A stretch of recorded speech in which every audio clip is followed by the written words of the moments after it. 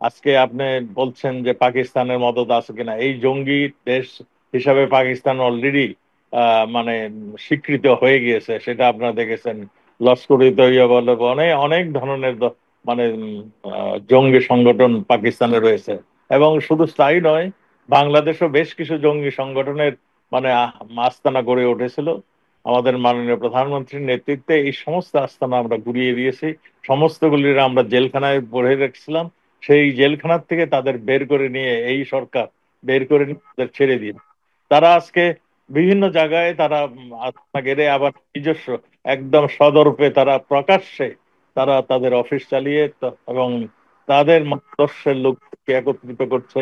তারা আবার বাহিনী তৈরি করছে, এগুলির বিরুদ্ধে যুদ্ধ করবে। এটা শুধু বাংলাদেশ না, এটা মানে যেখানেই তাদের প্রয়োজন সেখানেই তারা নিয়ে যাবে, এই জন্যই তারা এগুলি তৈরি করছে। কাজেই ভারতের বিরুদ্ধে যে আর যাবে না, এইটা আমি কিভাবে বলবো, আমি তো নিশ্চিত তারা শুধু বাংলাদেশে নয়, তারা ভারতে পার্শ্ববর্তী দেশ ভারতও যাবে, যেখানে তাদের মানে সেই লাগবে প্রয়োজন হবে সেখানেই তারা যাবে।